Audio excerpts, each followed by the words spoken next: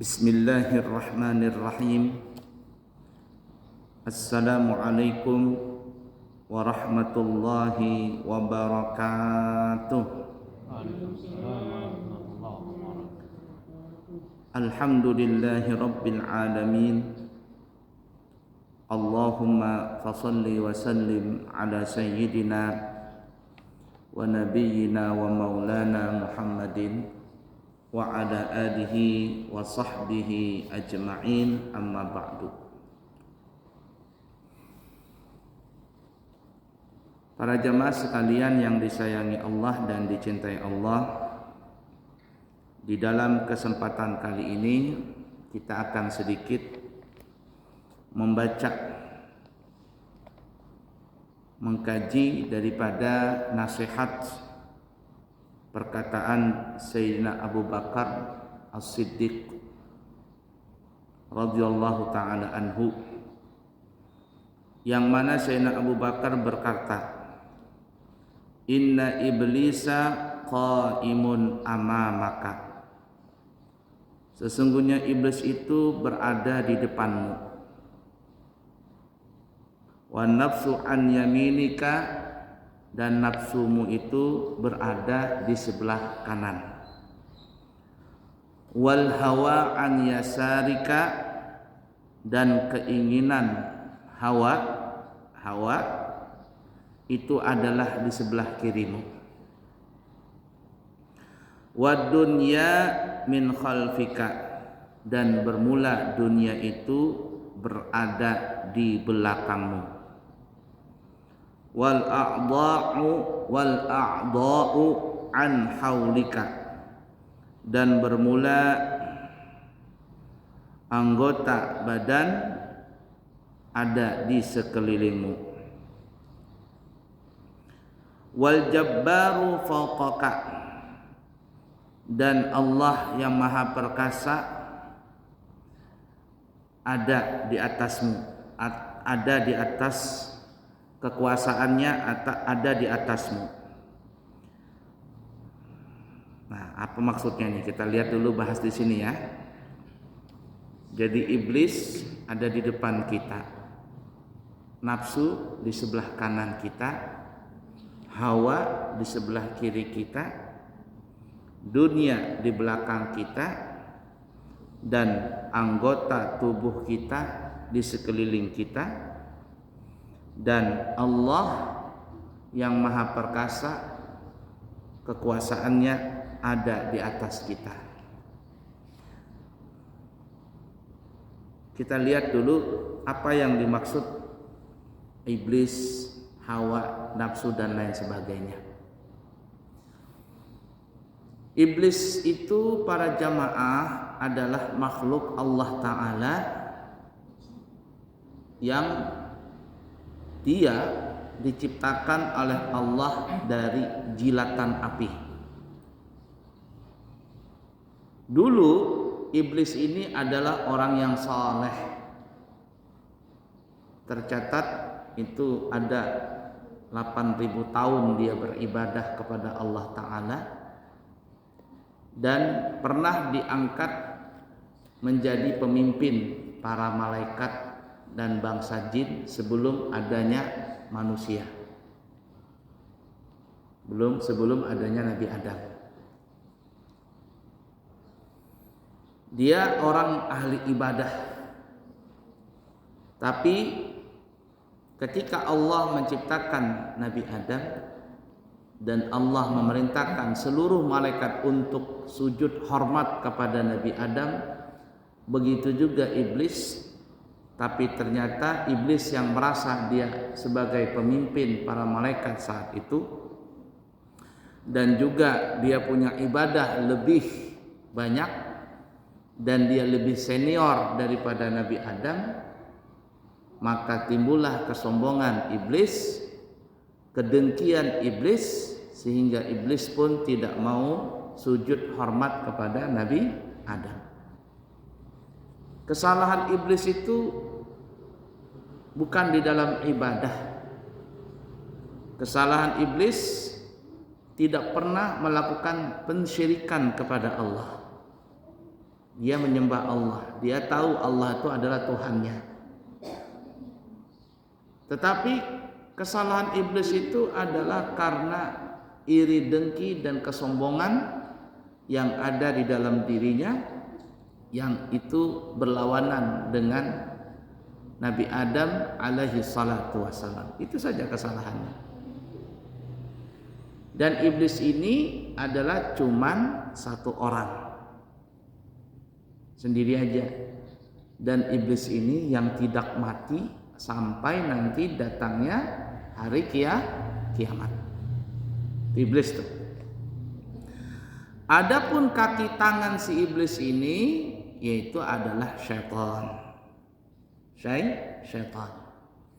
Nah, syaitan ini dia akan masuk kepada kita lewat aliran darah yang dia, syaitan ini adalah tujuannya untuk membujuk kita manusia agar membangkang dari perintah Allah. Dan itu memang atas suruhan daripada iblis tadi. Nah, jadi kaki tangannya iblis ini adalah syaitan. Dia merusak pikiran kita, dia merusak hati kita, membisikkan yang jelek-jelek agar mengikuti apa yang dilakukan oleh iblis, supaya iblis dan kaki tangan iblis tadi syaitan punya teman di dalam neraka. Nah, syaitan ini banyak modelnya. Ada syaitan yang di mata, kalau kita ini melakukan perbuatan dosa, di mata itu ada syaitannya, apa namanya lupa saya. Ada syaitan yang di telinga, ada syaitan yang di mulut. Jadi yang suka ngomong kotor apa itu syaitan di mulut berada, dia bersarang. Ada yang di tangan, ini yang suka mukul, suka melakukan perbuatan dosa dengan tangan. Ada yang di kaki, ada yang di kemaluan, banyak tuh syaitan tuh. Nah, syaitan tadi masuk dia ke aliran tubuh kita, bekerja sama untuk merusak hati dan pikiran kita. Kalau ada orang melakukan maksiat, itu namanya kesyaitanan sudah. Kesyaitanan. Untuk melawan syaitan ini, kata ulama, dengan berzikir kepada Allah. Semakin kuat kita kepada Allah, semakin ingat kita kepada Allah, maka syaitan itu tidak akan bisa membujuk kita. Makanya kita itu kalau melakukan sesuatu kan banyak kita berlindung kepada Allah dari syaitan. Ya, a'udzubillahi minasyaitonirrajim. Aku berlindung kepada Allah dari godaan syaitan. Godaan syaitan yang terkutuk. Masuk WC, Allahumma inni a'udzubika minal khubuthi wal khaba'ith. Aku berlindung kepadamu ya Allah dari syaitan jin. Ya, syaitan laki-laki dan syaitan perempuan. Di dalam WC itu ada syaitannya. Nah, itu tuh syaitan tadi masuk di aliran tubuh kita, aliran darah kita, menyerang hati dan pikiran kita agar melakukan perbuatan yang dilarang Allah. Nah, itu syaitan tuh, dia merusak akal dan pikiran serta hati manusia. Kemudian yang ketiga adalah jin. Nah, jin ini apa saja yang Allah ciptakan dari api itu namanya jin. Jin ini sama seperti kita, cuman bedanya adalah dari penciptaannya. Kalau mereka dari api, kita dari tanah, dari air mani. Asalnya kita adalah dari tanah tadi, dia dari tanah Nabi Adam. Iblis, syaitan itu dari api, jilatan-jilatan api itu. Jin tadi. Nah, jin ini bangsa, ya bahasa kitanya manusia. Kalau di sana namanya jin. Apa saja yang terbuat dari api, jin namanya. Iblis termasuk jin, syaitan termasuk jin. Nah, tapi lebih spesifik lagi, iblis itu bosnya. Syaitan itu anak buahnya yang pasti masuk neraka. Sedangkan jin ini ada terbagi dua. Ada jin muslim, ada jin kafir. Kayak kita juga nih ya. Jin itu. Nah, yang beragama Islam, beragama Muslim, syariatnya sama seperti kita. Mereka sholat, mereka puasa, mereka zakat, semuanya sama seperti kita. Cuman alamnya saja berbeda.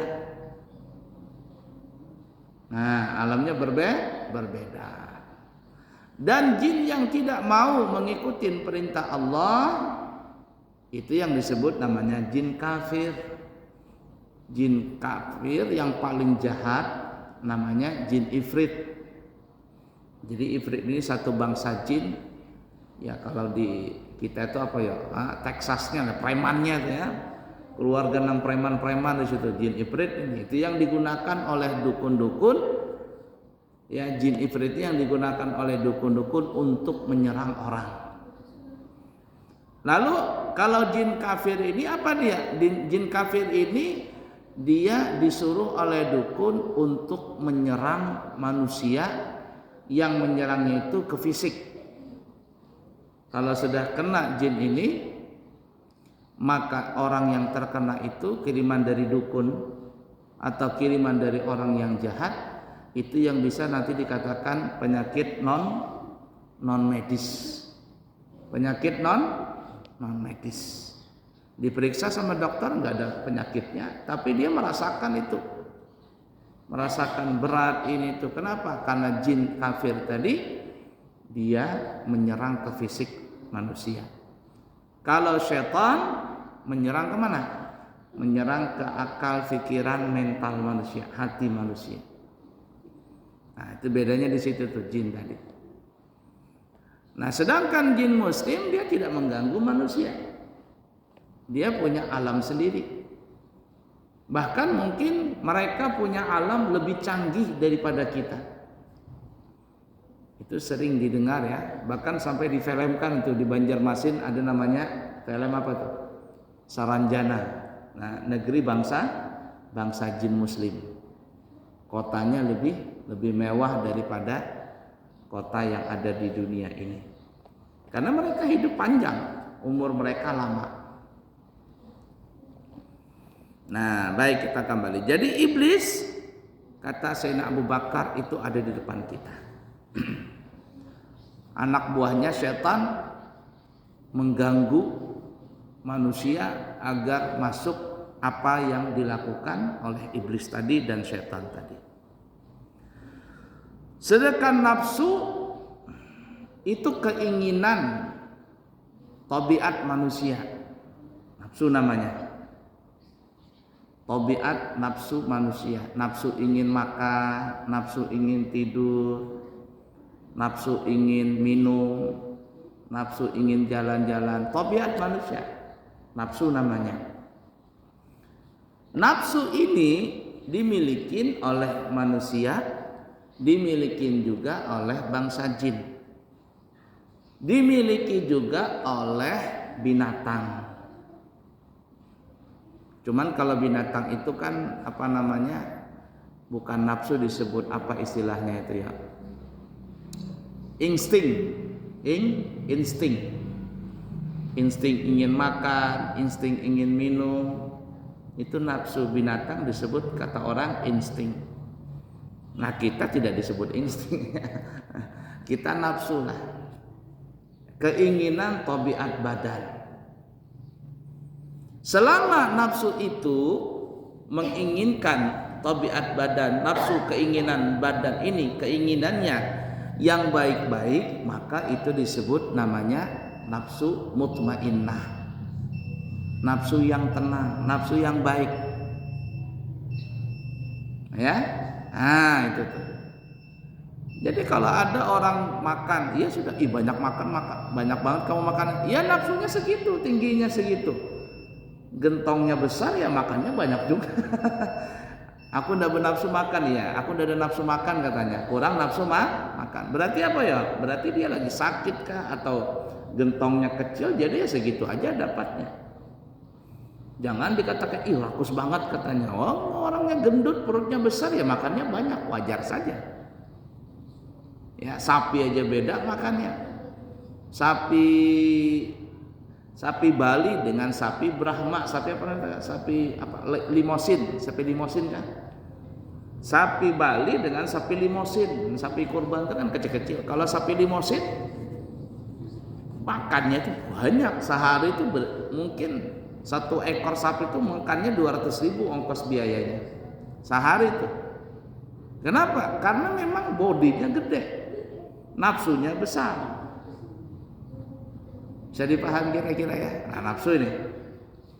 Selama nafsu ini dikontrol, diatur oleh agama, maka nafsu itu baik, mardiyah, radiyah, mutmainnah. Nafsu yang baik ini jangan dilarang. Bahkan di dalam Islam itu tidak boleh membunuh nafsu. Ada orang nggak mau makan berhari-hari, hukumnya haram. Kenapa kamu nggak mau makan? Nggak mau. Padahal dia ada nafsu makan, tapi dia nggak mau makan, hukumnya haram. Tidak boleh juga mengumbar nafsu. Mengumbar nafsu itu sembarangan. Biar orang Banjar kada melihat lagi halal haramnya, dihantuk berataan. Dihantuk, tolong dihantuk, dibantas berataan. Mau halal kah, mau haram kah, semuanya diambilnya, dimakannya. Ini namanya mengumbar nafsu. Ada orang nggak mau kawin, padahal ada kepinginan kawin. Uang ada, perempuannya ada, nafsu ada, kepingin kawin, tapi nggak mau kawin dia. Sampai dia akhirnya mengebiri, jadi orang Banjar mengebiri. Atau yang seperti dilakukan oleh orang-orang apa tuh? Orang Hindu, orang Buddha apa tuh? Biksu-biksu itu ya. Pastor-pastor nggak mau kawin, haram hukumnya. Itu namanya membunuh nafsu. Sebaliknya mengumbar nafsu, orang ini nggak mau nikah, nggak mau kawin, uang ada, perempuannya ada, nafsu ada, kemampuan untuk menikah ada, tapi nggak mau kawin. Lalu apa yang dilakukan? Berzina, kumpul kebo, hukumnya haram. Itu yang terjadi di mana? Banyak di Jepang, di Eropa, nggak mau kawin. Kenapa nggak mau kawin? Nanti kalau kawin saya repot, nanti punya anak ngurusin lagi.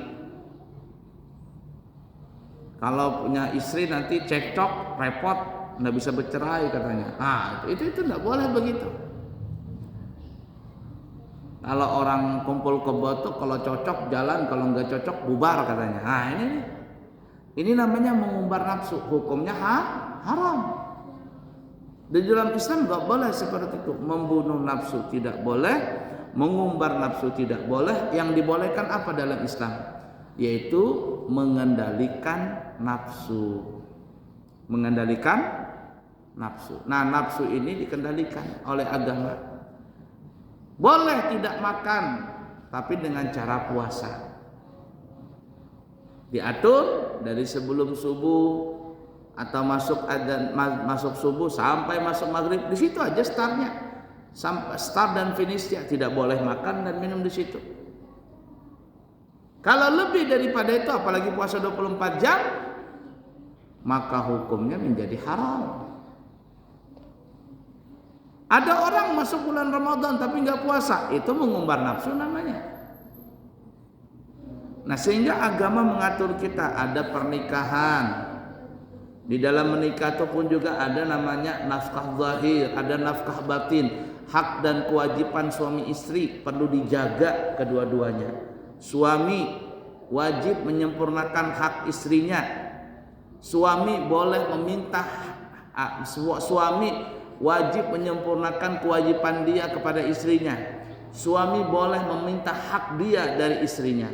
Begitu juga sang istri, wajib dia melaksanakan kewajiban sebagai istri untuk suaminya, dan istri boleh meminta haknya dari suaminya. Nah, itu harus belajar orang menikah tadi. Ada hak dan kewajiban. Suami wajib menafkahi zahir batin. Hak suami apa? Dilayani oleh istri. Kewajiban istri apa? Mentaati suami. Haknya istri apa? Dia boleh menerima hak zahir dan hak batin. Kalau dia tidak menerima hak zahir, menerima nafkah zahir dan nafkah batin, boleh dia mengadu ke pengadilan. Bahkan boleh di polisi yang biasa disebut namanya KDRT itu. Nah, itu tuh. Itu namanya tadi nafsu. Kita kembali nafsu, yaitu keinginan tabiat manusia. Selama ini baik nafsu tadi itu tidak dilarang oleh agama. Asalkan jangan membunuh nafsu, jangan mengumbar nafsu. Yang dianjurkan adalah mengendalikan hawa nafsu. Mengendalikan nafsu maksudnya. Nah, kemudian beda lagi dengan hawa. Hawa apa itu? Nah, hawa ini bahasa kitanya, hawa nih ya, adalah keinginan yang di luar dari nafsu. Keinginan yang sudah keluar dari tabiat nafsu manusia. Kalau sudah bicara dengan hawa ini, maka bisa jadi hukumnya makruh atau bisa hukumnya menjadi haram. Kalau dia wajar saja, keinginan tadi itu bisa hukumnya mubah, bisa hukumnya sunnah, bisa hukumnya wajib. Nafsu tadi itu ya, kita makan pagi, siang, malam, itu mubah hukumnya. Kita makan buka puasa, hukumnya sunnah, bahkan bisa menjadi wajib. Makan sahur hukumnya sunnah, buka puasa hukumnya wajib. Makan tuh berbeda-beda tadi hukum tadi. Nah, selama nafsu itu benar, maka nafsu ini melakukan tadi bisa mubah, bisa sunnah, bisa wajib. Tapi kalau mencong nafsu tadi, maka bisa menjadi nafsu yang membawa kepada hawa keinginan di luar batas nafsu yang wajar. Itu bisa masuk hukumnya makruh, bisa masuk hukumnya haram.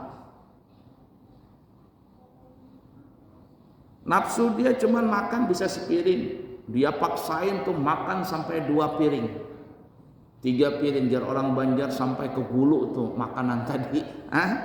Saking banyaknya belimpat di sini. Nah, ketika mereka bukan hawa nang keluar, isi-isinya keluar berataan. Apa namanya nih? Ini namanya hawa, melebihi daripada keinginan tabiat manusia. Hukumnya bisa jadi makruh, hukumnya bisa jadi haram. Nah, sehingga timbul yang namanya istilah itu, ada namanya israf, ada namanya ibdal, atau apa namanya mubadir. Kalau mubadir orangnya, israf atau musrif orang yang melebih dari yang wajar, berlebihan dari yang wajar. Kalau mubadir berlebihan dibuang-buang. Apa bedanya israf dengan ibdal atau apa namanya berlebihan dengan dibuang-buang? Nah, gini contohnya, israf itu begini ya. Ya tadi contoh umpama ada orang makan mampunya cuma sepiring. Mampunya sepiring. Tapi dia paksain 2 piring. Ikut lomba, lomba makan lombok, dia tahannya cuma 5 biji, tapi karena lomba 20 biji dimakannya. Ini israf namanya. Habis dia makan. Tapi hukumnya itu dinamakan israf. Namanya hawa sudah itu. Keinginan yang keluar dari tabiat adat manusia. Nah, kalau mubadir beda lagi. Mubadir beda lagi. Contoh ini sering terjadi di pengantenan, teman. Kalau ada orang pengantenan prasmanan, nih ngambil makan, ngambil nasi, ngambil ayam sepotong, telur 1 biji, capcay, kentang goreng, kerupuk, ikan, numpuk tuh nasi, sepiring banyak, dimakan. Tapi ujung-ujungnya telur dimakan separuh, ayam cuman sehimpil dimakan, kentang gorengnya secikil aja dimakan, sisanya masih ada separuh di piring tadi, dibuang. Ini namanya mubadzir. Haram hukumnya. Innal mubadzirina kanu ikhwanas syayatin. Sesungguhnya orang-orang yang suka membuang-buang itu temannya setan. Temannya setan itu. Saudaranya, bukan lagi teman. Ikhwan itu saudaranya setan. Nah, ini sering terjadi. Dan itu di zaman sekarang banyak sekali, terutama orang-orang yang orang-orang yang selalu mencari sensasi dari pandangan orang lain. Nah, beli baju banyak, lemari banyak, baju dalam lemari. Nah, bajunya dia banyak, setiap minggu beli baju. Ada sehari kondangan sampai 4 kali, ganti baju 4 kali juga. Nah, ini namanya apa nih? Hawa namanya. Hawa. Hawa ini yang di apa namanya itu, yang dilaknat, dibenci Allah Ta'ala tadi, hawa tadi itu. Nah, lalu digabungkan namanya hawa nafsu. Kalau nafsu saja tidak apa-apa, tapi kalau digabungkan hawa nafsu, sudah ada. Hawa, keinginan yang berlebihan daripada nafsu tadi. Kalau sudah hawa, bisa keinginan itu jadi makruh atau bisa jadi hukumnya haram. Udahlah dipaham kira-kira ini. Nah, masih banyak ini anunya. Nah, jadi kata Sayyidina Abu Bakar, iblis ada di depan kita. Untuk apa? Menggoda kita. Nafsu ada di samping kanan kita. Nafsu ini, selama kita masih bernapas, punya nafsu. Makanya ditaruh sama Sayyidina Abu Bakar di sebelah kanan. Sedangkan hawa, kata Sayyidina Abu Bakar, ada di sebelah kiri. Kalau dia masih baik, kanan. Kalau sudah mencong, kiri. Dan dunia di belakang kita, dan anggota badan di sekitar kita, termasuk anggota badan ini istilah kita adalah panca indera: mata, telinga, hidung, mulut, tangan dan kaki. Tangan dan kaki ini bahasa kitanya apa ya? Alat raba, alat menyentuh. Ini. Tambah indera yang keenam, apa itu ya? Yaitu hati dan pikiran. Hati dan pikiran ini nyambung. Hati dan pikiran ini nyambung. Saya terus terang tidak setuju kalau ada orang memberikan statement seperti ini. Apa katanya dia? Hati boleh panas tapi otak tetap dingin. Kata saya, mana mungkin itu? Hati boleh panas tapi otak tetap dingin. Kata saya, stroke tuh orang. Kalau hati panas, kepala dingin, stroke tuh orang. Tidak mungkin tuh. Hati yang panas itu akan keluar sampai ke otak sini. Kalau otaknya bisa dingin, pikirannya dingin, berarti hatinya dingin. Karena pikiran ini kontak dengan apa yang ada di dalam sini. Kontak dia nggak mungkin tidak nyambung. Pasti itu nyambung itu, otak dengan hati itu. Jadi saya terus terang pribadi tidak setuju dengan hati boleh panas, otak tetap dingin, pikiran tetap dingin. Tidak mungkin kata saya. Kalau orang tuh punya pikirannya dingin, pasti dia punya hati dingin. Orang tuh bisa meredam kemarahan dia, itu berarti hatinya dingin. Dia bisa meredam hatinya tadi sehingga yang di atas dingin juga. Nah, anggota badan ini panca indera tadi ditambah yang keenam. Indera yang keenam kata orang, yaitu hati dan pikiran. Hati dan pikiran. Hati senang, pikiran senang. Hati galau, pikiran galau. Kalau seandainya hati tenang, pikiran tenang, anggota badan yang lain sehat. Tapi kalau hati sudah sakit, pikiran sakit, anggota badan yang lain sakit semua. Kita tanya saja dokter tuh. Orang sakit itu hampir rata-rata paling besar penyebabnya adalah apa? Pikiran. Kalau orang tuh pikiran sudah berarti hatinya kacau. Kalau sudah pikirannya kacau, ngerembet kepada yang lain, kepala pusing, mata kunang-kunang, perut nggak mau makan, nafsu nggak ada. Akhirnya apa? Timbul penyakit ini, timbul penyakit itu. Tuh, karena tadi faktor pikiran kotor, hati kotor. Tapi kalau hati tenang, pikiran tenang, walaupun orang ini nggak makan, tapi semangat. Coba lihat, ada orang jatuh cinta. Masih ingat kita dulu bahari jatuh cinta?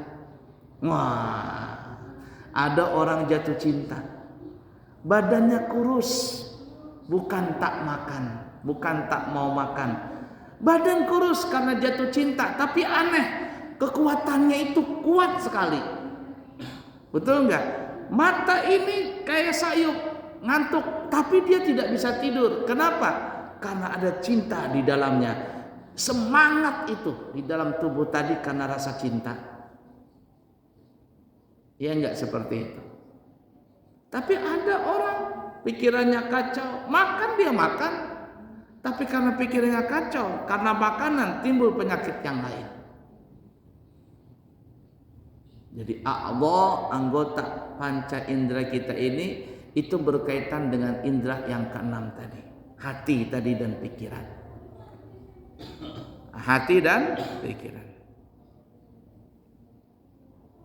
Itu ada orang mau bersuntik. Ini sekarang kan orang berumrah ini kan wajib pakai suntik meningitis. Pas diperiksa ditensi sama dokternya tinggi. Kata dokternya tadi makan apa? Enggak, saya nggak makan apa-apa. Saya sarapan tadi makan pisang rebus saja katanya. Kenapa tensinya tinggi? Ternyata apa? Takut sama suntik. Melihat jarum suntik itu takut. Melihat jarum suntik takut. Akhirnya naik ke sini nih. Tensinya tinggi. Begitu. Kata dokter jangan disuntik dulu, nih bahaya nih. Ya, itu pikiran tadi. Tapi ingat ya, syaitan, iblis tadi di depan kita. Apalagi nafsu di sebelah kanan kita, hawa di sebelah kiri kita, dunia di belakang kita, anggota badan kita ini mengelilingi kita yang bisa suatu saat diserang oleh syaitan dan lain sebagainya. Tapi ingat, wal jabbaru fawqaka. Kekuasaan Allah itu di atas dari kalian. Artinya Allah nang maha kuasa. Kalau kita pegang dengan Allah Ta'ala, maka iblis tidak akan memperdayakan kita. Dunia, Allah akan jadikan dunia budaknya kita semua. Apapun yang kita inginkan, kalau kita pegang dengan Allah, Allah perintahkan dunia untuk menjadi budak kita. Hawa nafsu akhirnya tenang, dan semua anggota badan kita pun juga menjadi sehat, insya Allah. Maka peganglah Allah Ta'ala, maka insya Allah semua urusan akan menjadi baik. Kiranya cukup sekian dulu dan semoga ada manfaatnya. Kami insya Allah akan berangkat umrah di tanggal 14 September di bulan Maulid. Siapa tahu ada yang kepingin membadalkan umrah untuk keluarganya yang sudah meninggal, maka kami siap untuk membadalkannya dengan harga Rp2.500.000. Dan siapa yang kepingin berangkat umrah di bulan Oktober, November, Desember dan seterusnya, harga normalnya Rp32 juta. Tetapi kami akan berikan harga spesial dengan harga 27 juta rupiah. Fasilitas akomodasi semuanya sama dengan yang harga 32, tapi yang harga 27 juta 12 hari dengan syarat hadir di dalam acara maulid di pesantren Al-Islami Nurul Anwar tanggal 8 September. Jadi yang ingin harga 27 juta rupiah, cari aja sebalik papan, nggak ada lagi yang murah dari itu. Ya, syaratnya adalah hadir di acara maulid tanggal 8 September di pesantren Al-Islami Nurul Anwar. Yang kepingin berangkat haji, visa haji furoda asli, bukan multiple, bukan ziarah, visanya harganya bintang 4 300 juta rupiah dan bintang 5 500 juta rupiah. Langsung berangkat dengan fasilitas bintang 4 dan bintang 5. Kiranya cukup sekian, semoga ada manfaatnya. Subhanakallahumma wa bihamdika asyhadu an la ilaha illa anta astaghfiruka wa atubu ilaih. Wa akhiru kalam, wassalamu alaikum warahmatullahi wabarakatuh.